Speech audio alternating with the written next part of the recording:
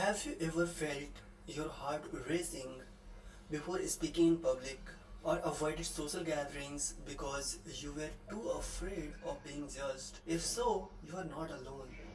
Millions of people are there who experience social anxiety, a condition that can make everyday interactions feel overwhelming. Hi, my name is Rohit, and in this video, we will explore what social anxiety is, why it happens, and most importantly, how to overcome it with practical steps you can start today. So, first off, what is social anxiety? Social anxiety disorder or SAD is more than just shyness. It's an intense fear of being watched and judged by others in social situations.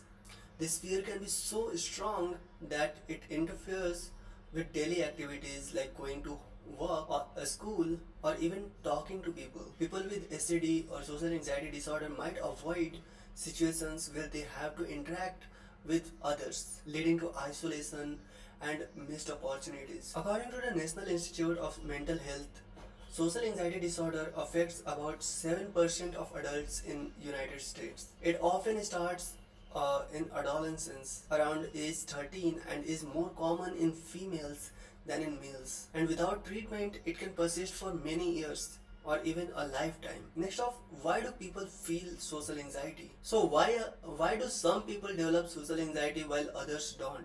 The answer lies in the combination of genetic, environmental, and societal factors. First, genetics plays a role. If you have a family member with social anxiety, you might be more likely to develop it too. Studies suggest that genetics account for about 27 to 56% of the risk. However, it's not just about genes. Environmental factors are crucial as well.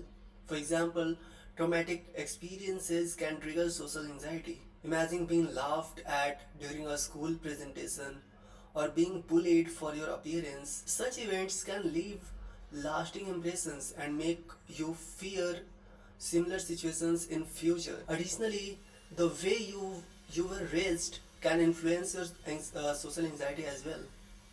If your parents were overly critical or protective, you might not have developed the confidence to handle social interactions. On the other hand, if your parents were anxious themselves, you might have learned to be anxious through observation as well. Some children are naturally more shy or inhibited. This temperament can make them more prone to social anxiety as they grow older. In fact, research shows that 40% of children who are behaviorally inhibited go to develop social anxiety disorder. Societal factors also matter here. In cultures that emphasize group harmony and avoiding mistakes, like in some East Asian countries, people might feel more pressure to conform and thus experience higher levels of social anxiety. For instance, in Japan, there is a condition called Taizin Kyofuso, which is a fear of offending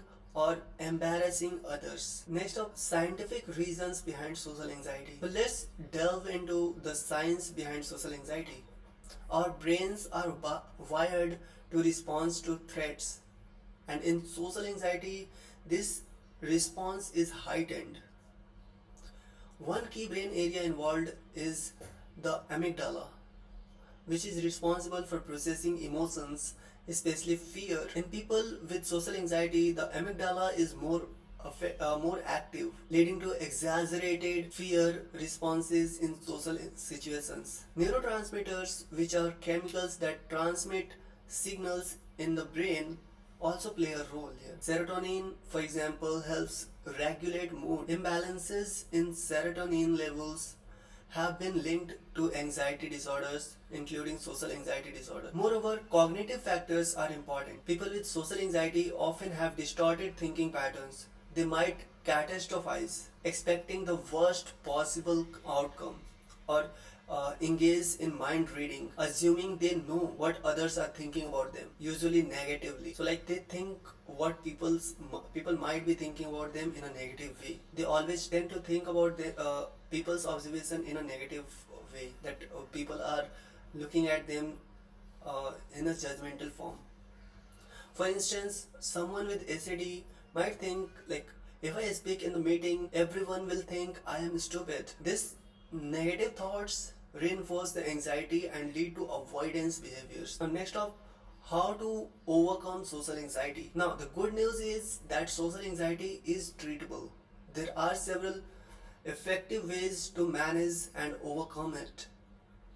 So, first, psychotherapy is highly effective. Particularly, cognitive behavioral therapy or CBT helps you identify and challenge those negative thoughts and beliefs that fuel your anxiety. It also involves gradual exposure to feared situations, allowing you to build confidence over time. For example, if you are afraid of public speaking, CBT might involve starting with speaking in front of mirror first, and then to a small group of friends, and then eventually to larger audience. Another form of therapy is acceptance and commitment therapy or ACT, which focuses on accepting your anxiety and committing to actions that aligns with your values despite the anxiety. Medication can also be helpful here, especially for the severe cases. Antidepressants like SSRIs and SNRIs can reduce anxiety symptoms. Beta blockers can help manage physical symptoms like rapid heartbeat, and anti anxiety medications can provide short term relief. However, medication is usually more effective when combined with therapy. Support groups are another valuable resource. They provide a safe space to share experiences, learn from others, and practice social skills in a supportive environment. Next up, actionable items. How you can take action today. So, what can you do on your own to start overcoming social anxiety? Here are 5 practical strategies that you can try at home. First, practice deep breathing. When you feel anxious, your breathing becomes shallow and rapid. Okay? Which can make anxiety worse. So try this. Inhale slowly through your nose for 3 seconds. Now hold for a second. And then exhale slowly through your mouth for 3 seconds. Repeat this process for a few minutes to calm your body. Now repeat after me.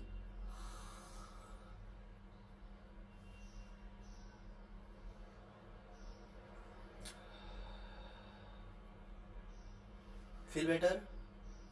Now, the second, challenge negative thoughts. When you notice a negative thought, ask yourself, is this thought based on facts or just my fear? What evidence do I have for and against this thought? Try to come up with more balanced or realistic thoughts. For example, instead of thinking everyone will laugh at me, think some people might not agree with me, but that's okay. I can handle it. Okay? So challenge your negative thoughts. Just don't think about the negative thought and let it bother you forever. Just challenge it. Think about it. Is this a real thought? Is this or just your mind is playing with you? Now third action is gradual exposure. Make a list of social situations that make you anxious from least to more scary ones, and start with the least scary one and gradually work your way up. For instance, if you are afraid of talking to strangers, start by saying hello to a cashier, to anyone you meet. If you are afraid of talking to strangers, just say hello. Go out and say hello to everyone. So like make a plan today. If you when you are going for a morning walk, you have to say good morning. You have to say good morning to at least 10 people today, and then gradually you can extend the conversation as well. At starting, you can just say hello or good morning and just get away with it, and uh, then after some time you can start conversations. You can start Like you can ask for directions, ask for time, and so on. And then slowly and steadily you can improve your you can in, you can extend the interactions beyond. Ask them about introduction, introduce yourself, like that. So this way you will gradually expose yourself to strangers, and you will your fear of social anxiety will be reduced slowly. Now, the next step is improve social skills. Practice being assertive by expressing your needs and opinions calmly. Use I statement like I feel instead of you make me feel. Say I feel. Also, work on maintaining eye contact, and open body language to appear more confidence. So these are some social skills that can reduce your overall social anxiety. Now, the next step is stay healthy. Regular exercises can reduce anxiety by releasing endorphins. Aim for at least 30 minutes of physical activity each day. Eat a balanced diet, get enough sleep, and limit caffeine and alcohol, as they can exacerbate anxiety. So remember, overcoming social anxiety takes time and practice. Be patient with yourself and celebrate small victories along the way. So at the end, I just want to say that if social anxiety is significantly impacting your life, don't hesitate to seek professional help. Therapists and counselors can provide personalized strategies and support tailored to your needs. For more information, you can visit reputable sources like the National Institute of Mental Health or the Anxiety and Depression Association.